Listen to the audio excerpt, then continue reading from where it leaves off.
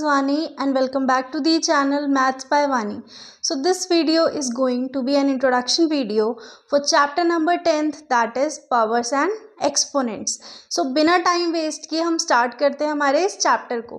Basically ये बहुत ही छोटा सा चैप्टर है एंड इसके अंदर बहुत ही बेसिक चीज़ें हैं जो हमें याद रख के क्वेश्चंस को सॉल्व करने में हेल्प करेंगी.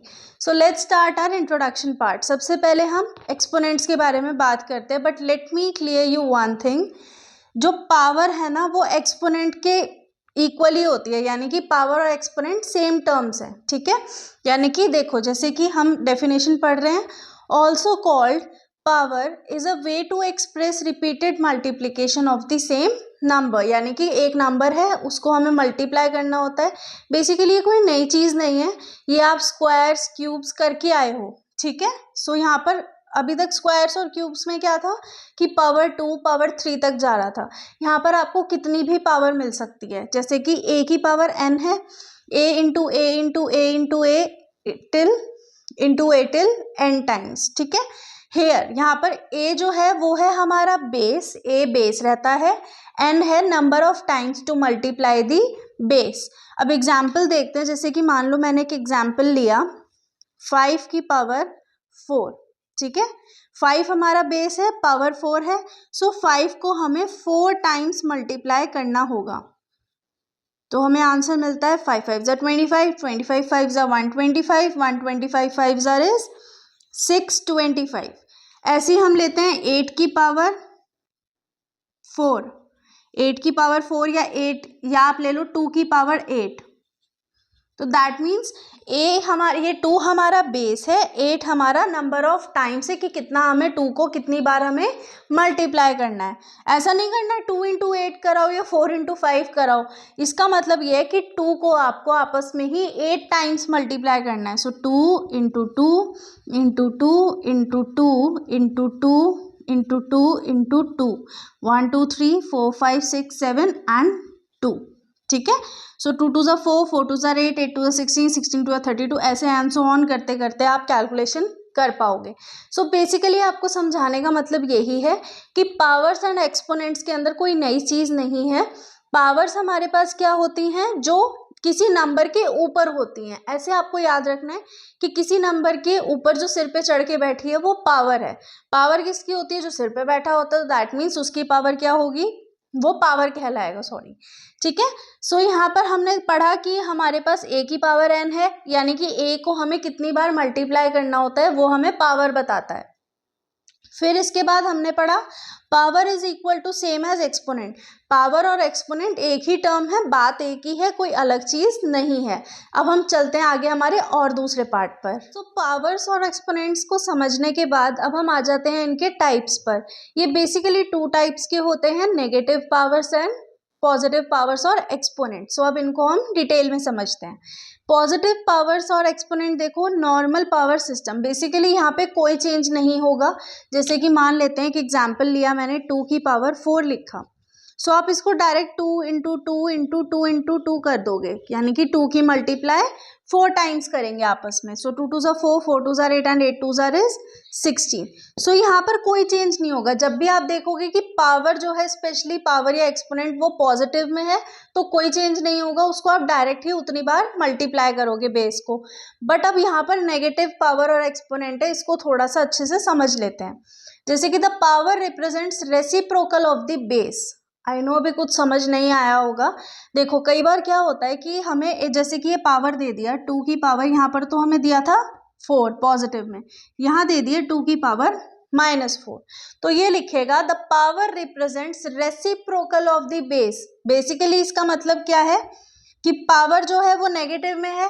आपको बस इतना याद रखना है, ये इतना सब याद रखने की ज़रूरत नहीं है, सिर्फ इतना याद रखना है कि जब भी आपकी जो पावर है वो नेगेटिव में होगी तो रिवर्स में हो जाएगा. जैसे कि ये अपॉन में नहीं है, सो हम इसको अपॉन में लेकर आएंगे, 1/2 की पावर 4, सो ये होगा 1/2 इंटू 2 इंटू 2 इंटू 2, यानी कि 2 की मल्टीप्लाई 4 टाइम्स, दैट मीन्स 1/16. अगर पावर नेगेटिव में है तो ही ऐसा होगा, पॉजिटिव में है तो डायरेक्ट अपना सिंपल क्वेश्चन चलेगा जैसे चलता है.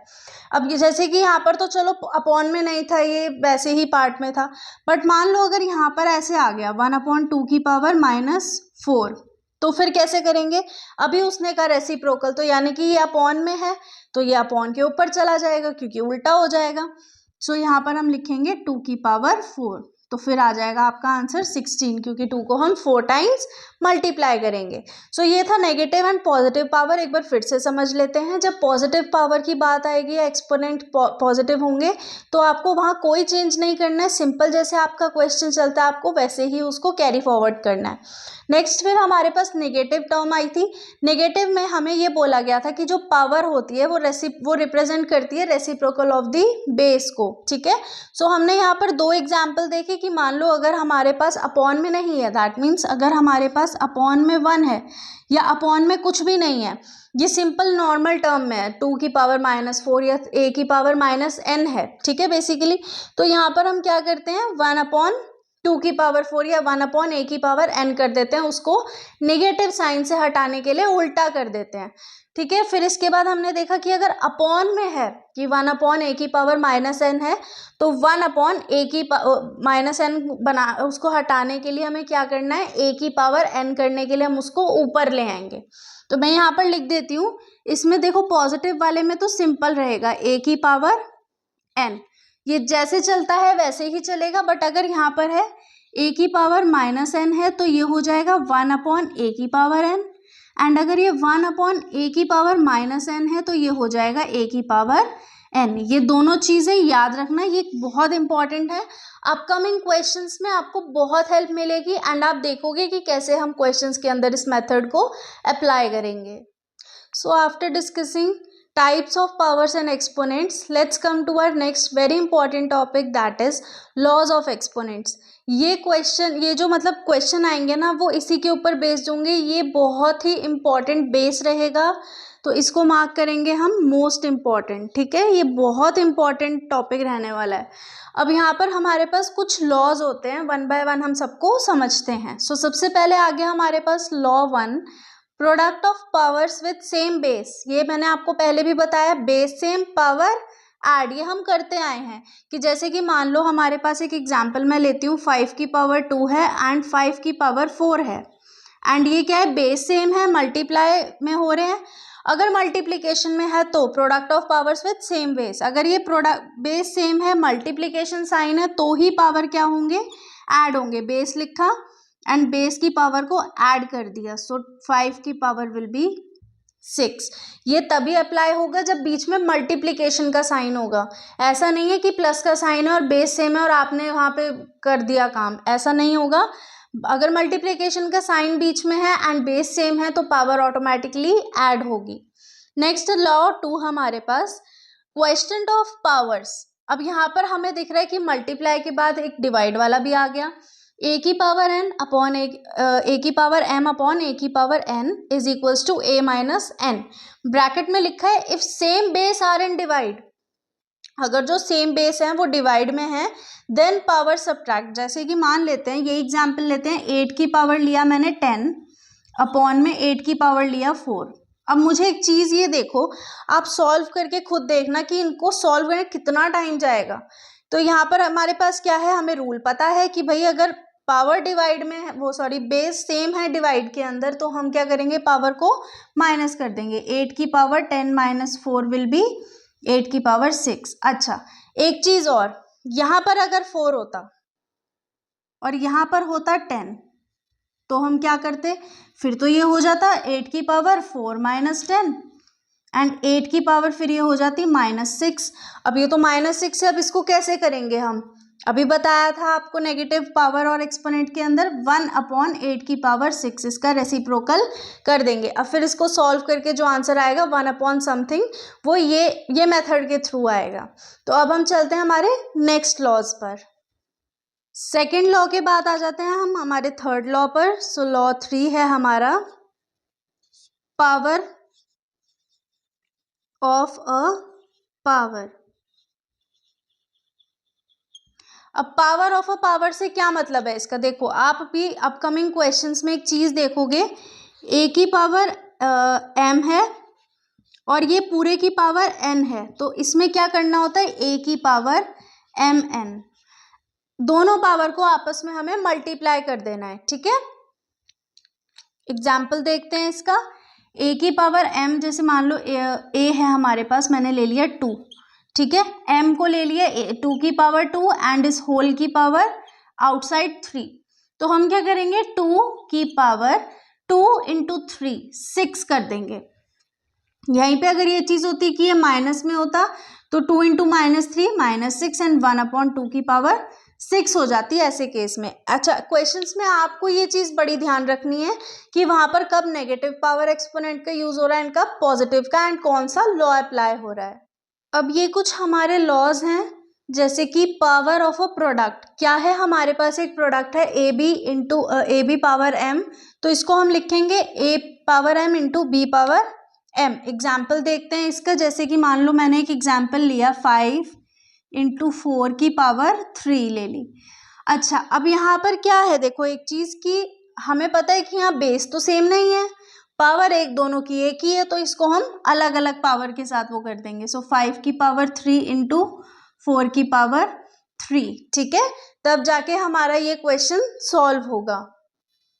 ये तो बेसिकली हमें क्योंकि लॉ पढ़ना है इसलिए हम इसको समझ रहे हैं, वरना आप डायरेक्ट ऐसे भी कर सकते हो।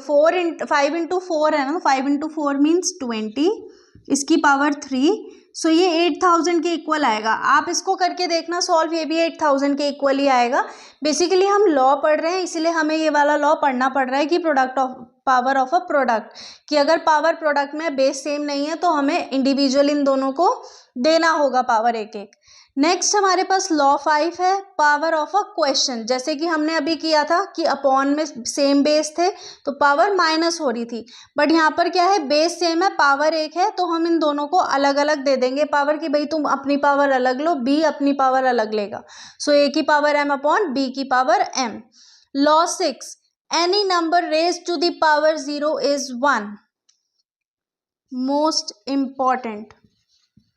अभी आप अपकमिंग क्वेश्चंस में भी देखना, वरना वर्कशीट में आपको ऐसा एक आधा क्वेश्चन ज़रूर मिलेगा जो मैं करवाऊंगी वर्कशीट आपको, उसमें आप देखोगे कि कितने सारे क्वेश्चंस ऐसे हैं। जैसे कि मान लो मैंने आपको बोला कि 5 की पावर 2 प्लस 3 की पावर 3 ले लेते हैं, प्लस 4 की पावर 0। अब इसका हमें सम बताना है। अब यहाँ पर बीच में प्लस का साइन है, सो दैट मीन्स हमें इन सारे पार्ट्स को इंडिविजुअली सॉल्व करना होगा। सो 5 5 ज़ार इज 25 प्लस 3 3 ज़ार 9 9 3 ज़ार इज 27 प्लस 4 की पावर 0 इज 1। क्यों? Because any number raise to the power 0 is always 1। That means a की पावर 0 इज 1, या कुछ भी हो जाए, 4 की पावर 0, 10 की पावर 0, 5000 की पावर 0, तो भी वो 1 ही रहेगा। नेक्स्ट लास्ट हमारे पास निगेटिव एक्सपोनेंट्स मीन्स रेसिप्रोकल। ये तो हम पढ़ ही चुके हैं types of exponents and powers के अंदर कि ए की पावर -n है तो 1 अपॉन ए की पावर n हो जाएगा, 1 अपॉन ए की पावर -n है तो सिंपल ए की पावर n हो जाएगा। नेक्स्ट हमारे पास लास्ट टॉपिक है स्टैंडर्ड फॉर्म। बेसिकली ये क्यों यूज होता है, use to write very large numbers in a compact way. क्या होता है कि कई बार हमें एग्जाम में ना कुछ ऐसे मतलब क्वेश्चन आ जाते हैं, जैसे कि मान लो हमें ये पूछा गया कि 5 लाख को हमें एक्सपोनेंशियल पावर में लिख के हमें एक्सप्लेन करना है कि ये किस तरीके से लिखा गया है। सो स्टैंडर्ड फॉर्म उसमें बहुत ज़्यादा हेल्प करता है। हमारा स्टैंडर्ड फॉर्म कैसे लिखा जाता है, a इंटू 10 की पावर n। ऑलवेज आपको 10 तक ही लेना है, वेयर a या तो 1 से बड़ा या उसके इक्वल होना चाहिए एंड 10 से छोटा। इक्वल नहीं लिखा है उसने, 10 से छोटा होना चाहिए, ठीक है। अब यहाँ पर देखो, जैसे हमारे पास ये 5 लाख है, तो अगर मैं इसको लिख दूं 5 इंटू 10 की पावर 1 2 3 4 5, तो 5 इंटू 10 की पावर 5 हो गया शॉर्ट फॉर्म। अब आप इसको करके देख लो, 1 2 3 4 5, ठीक है, 1 2 3 4 एंड 5, एंड ये 5 है ये, सो 5 1 2 3 4 5 ये हो गया, ये लो। सो दैट मीन्स हमें जो स्टैंडर्ड फॉर्म होती है वो शॉर्ट वे में लिखने में बहुत हेल्प करती है। एक एग्जाम्पल यहाँ पर भी देखो। अच्छा, सबसे बड़ी बात n क्या होना चाहिए, इंटीजर होना चाहिए। यहाँ पर 5 की पावर, अब इंटीजर, सबसे पहले एक चीज़ मुझे ये बताओ कि इंटीजर क्या होते हैं। इंटीजर सबको पता है कि भाई वो पॉजिटिव में भी हो सकते हैं, नेगेटिव में भी हो सकते हैं। जैसे कि ये 5000 है, सो 5 एज इट इज इंटू 1000 है, 3 zeros है, सो 10 की पावर 3। ये तो है सिंपल वाला। जब हमारे पास डेसिमल वाला आ जाए तो उसको कैसे करते हैं, देखो जैसे कि हमारे पास है डेसिमल। अब डेसिमल में अगर ये होगा सो सबसे पहले आप करके देखो 45 अपॉन डेसिमल हटाते हैं हम सबसे पहले, ठीक है। सो डेसिमल हटा के 1 2 3 4 5 1 2 3 4 5। सो ये क्या है हमारे पास, ये 5 जीरो आ गई। अब हम इसमें पता है कैसे करेंगे, देखो ऐसे नहीं करना है इसको कि 45 इंटू 10 की पावर 1 2 3 4 5 माइनस 5, ये गलत हो जाएगा। यहाँ पर आप क्या करोगे, ये जीरो से पहले, पॉइंट से पहले एक जीरो है, सो यहाँ पर पॉइंट लगाओगे आप, इंटू 10 की पावर करोगे आप -5, ओ सॉरी 10 की पावर आप करोगे -4, क्योंकि एक पॉइंट हमने यहाँ पर लगा दिया ना, एक डेसिमल हमने लगा दिया, सो यहाँ पर एक डेसिमल कम हो जाएगा, दैट मीन्स -4 पावर हो गई। और एग्जाम्पल देखना चाहते हो तो 0.00000089, ठीक है। अब मैंने क्या करा, 89 अपॉन 1 2 3 4 5 6 7 1 2 3 4 5 6 7। अब ये क्या है हमारे पास, पॉइंट से पहले एक जीरो है, डेसिमल से पहले एक जीरो है, सो 8.9 एक डिजिट से पहले हम लगा देंगे या एक डिजिट के बाद हम लगा देंगे 1 2 3 4 5 6 7। वैसे तो 10 की पावर -7 आना चाहिए, माइनस क्यों आएगा, क्योंकि ये अपॉन में है, बट हम -6 लेंगे क्योंकि एक डेसिमल हम ऑलरेडी लगा चुके हैं, एक जीरो हम खत्म कर चुके हैं, सो इंटू 10 की पावर -6। अब आपको ये चीज़ें अपकमिंग क्वेश्चंस में क्लियर होंगी जो हम एक्सरसाइज में करेंगे, और वहाँ पर आप समझोगे भी चीज़ों को कि हमने किस तरीके से इसको शॉर्ट फॉर्म में क्वेश्चंस को सॉल्व करना है। So this was all for introduction part of chapter number 10। I hope आप लोगों को समझ आया होगा। वैसे तो क्वेश्चन से और भी क्लियर होगा, but still you have any query then you can ask me in comment section or on my Instagram handle. Now we'll see you in next video with questions. Till then keep practicing. Also make sure to subscribe the channel and press the bell icon.